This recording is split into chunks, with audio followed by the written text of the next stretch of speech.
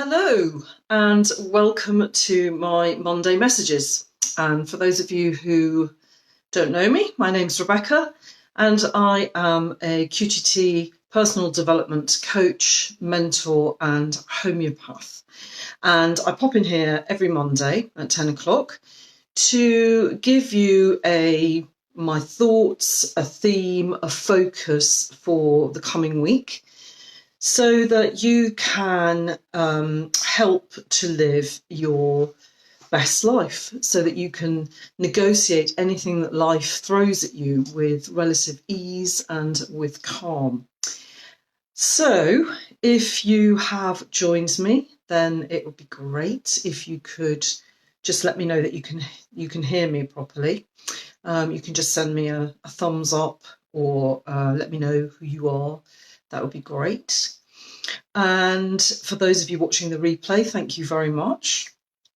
You can pop your comments in the comment boxes below. It's not too late. I will get back to you. Welcome to anyone who's joining me. I can see there's a couple of people on, but can't see who you are at the moment. So I am today just talking on this beautiful morning about reflection, self-reflection. And you're probably a bit sick of hearing about self-reflection because we've had a lot of time to self-reflect recently.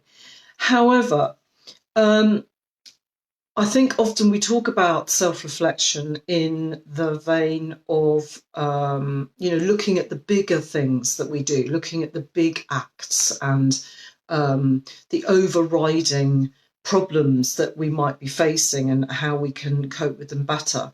And what I wanted to actually look at today was a little bit of an extension from last week's video.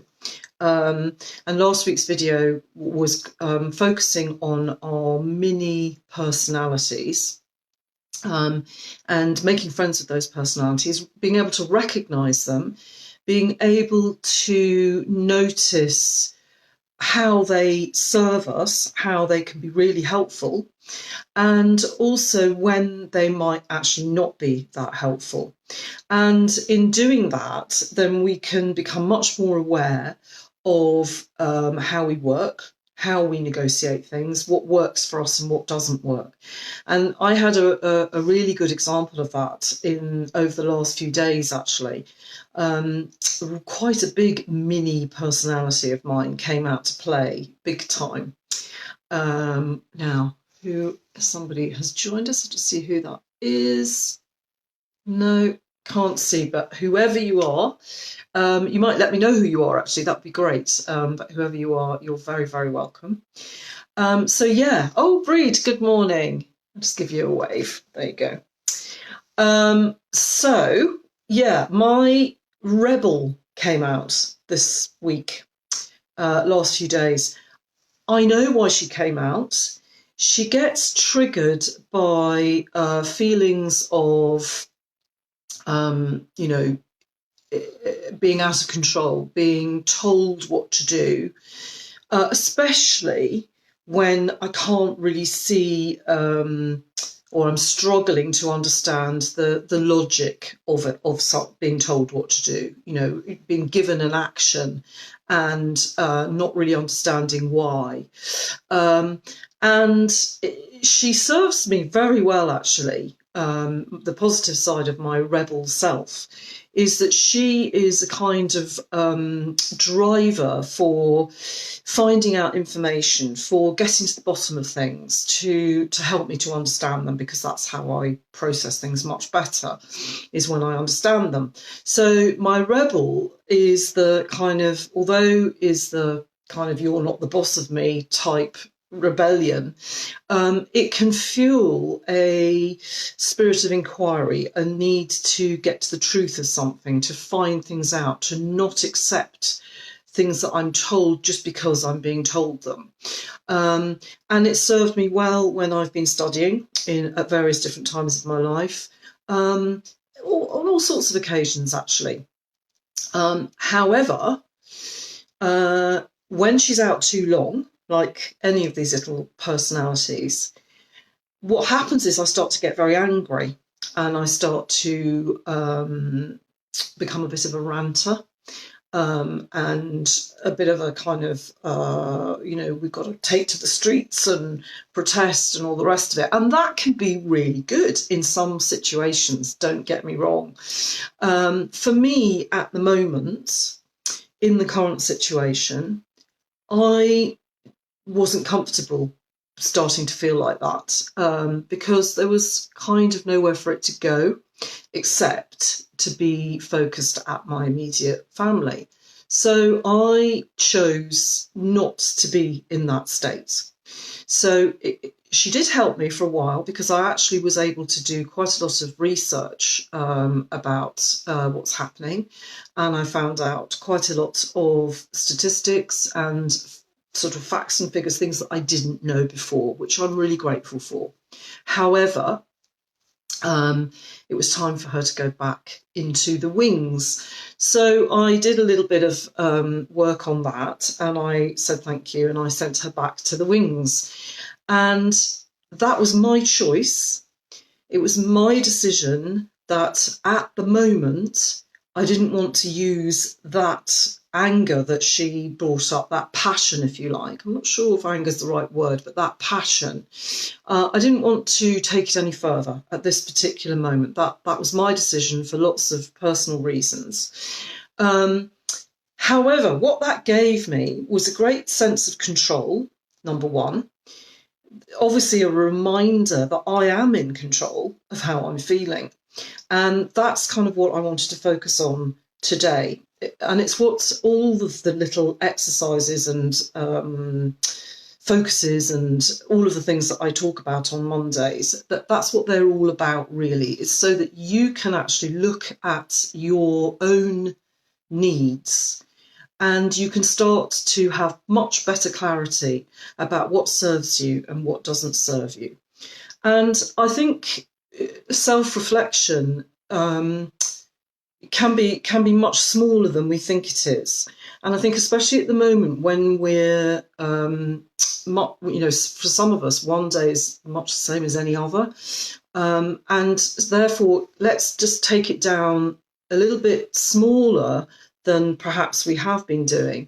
And I would encourage you at the end of each day to just look back and think about what little successes you might have had along those lines. So any kind of little battles that you might have had internally that perhaps nobody else is aware of, but you can go, I'm really glad I made that decision, or I'm really pleased that I noticed that about myself, or anything that you felt was successful or that you had achieved. And I'm not really talking about those of you who have been absolutely awesome in this time and learnt Hebrew, or, learnt how to stand on your heads in yoga poses. And I totally applaud anybody who's doing stuff like that.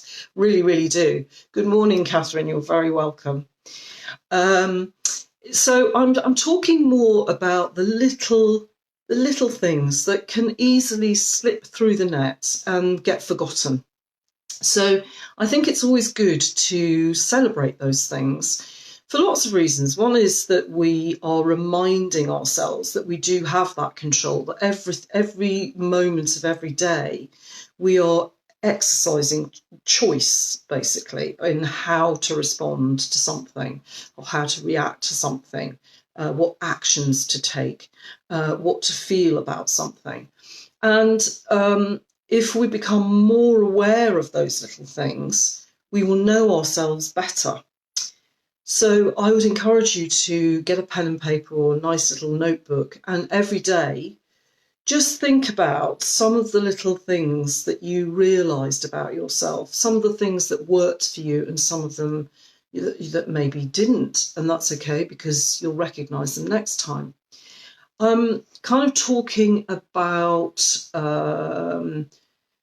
congratulating yourself for not eating the contents of the fridge in the course of the day, or congratulating yourself for allowing yourself to eat the contents of the fridge whichever. If it felt good, it's fine. I want you to think about maybe the fact that you managed to get out of bed when there wasn't really any reason to get out of bed. Or conversely, that you allowed yourself to stay in bed because there wasn't really any reason not to.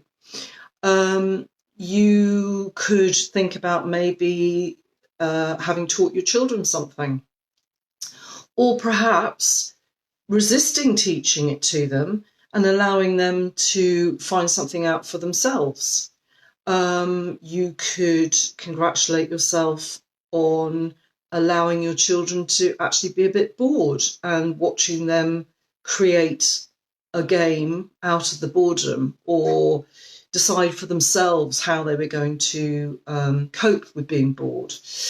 You could congratulate yourself for baking, or for not baking. If you're someone who bakes a lot, perhaps you needed a day off. Congratulate yourself on giving yourself a break, sitting down for half an hour and just listening to the birds and the breeze in the trees, or your children playing in the garden, or anything like that, the lawnmowers going. Just congratulate yourself on having a little bit of peace, giving yourself that. And also for those little shifts, those moments where perhaps you could have shouted or been a little bit of a prima donna, but you didn't. Or perhaps there was a situation that actually called for you to be a bit of a prima donna, and it had a really good effect, and it just stopped whatever was going on. And you could say, yeah, that felt good. That was good. I got that out, and it stopped some, behaviour that probably wasn't serving anybody. Sometimes we need to just interrupt things to get people out of a habit. So that's what I want you to do, is just think about all those little kind of, I was going to say random acts of self-reflection. They're not really random because you're being conscious about them, but we do them all the time. We exercise our power of choice, and knowing that we have that choice each and every moment of the day, and becoming familiar with it, and becoming familiar with what works for you and what doesn't work for you, is the best form of self-reflection you can possibly do. So I hope that is food for thought for this week, and that you're able to do that. It's sort of along the same lines as doing a mindfulness journal, I guess, except it's good to do at the end of the day, obviously, because you're looking back at each day. It's something that I would do on a much bigger scale. Each year I would look back in my business and look at all the successes that I've had, and the things that I've managed to negotiate successfully, and the things that have worked for me and the things that haven't worked for me. So you're just taking that down onto a much smaller scale, and really focusing on what's going on internally for you, as well as having a view about how your choices have impacted on your family, or for those people that you're living with. That's it for this week. If you have any questions, if you have any comments about that, then please do pop them in. I told you it would be nothing to do with mirrors, although it's quite interesting that we are resistant to looking in the mirror, a lot of us, unless we're looking for faults. So I'm just going to leave you with that thought, actually. Thanks very much for the thumbs up. So maybe that's the subject for next week, looking in the mirror. Why do we get so uncomfortable with looking at our reflections in the mirror? Maybe actually be really interested to know what your views are on that. Why do you think we are so uncomfortable, us women, in looking in the mirror at our reflections? I'd love to hear your thoughts, and then I can talk about that next week. So thank you very much for joining me. If you do need any extra support at this time, with anything at all, if you just feel you need some guidance, some additional support, or some kind of an extra viewpoint, then pop onto my website. The address is in the post with this video, and you can register for a free call and we can have a chat about how I can help you. And Lou, good morning, Lou. Lou is saying, oh, thank you, great advice, thank you. Self-reflection, yeah, thank you, Lou. I'm glad you found it helpful. So yeah, have a little think about why you might find it uncomfortable to look in the mirror. Or perhaps you don't. Perhaps you're more than comfortable looking at yourself in the mirror, in which case I'd love to hear whether that's always been the case or whether that's something you found recently. Give me your comments and we'll talk about it next week. Okay. Thank you so much for joining me, and have a fantastic week of self-reflecting. Okay, goodbye.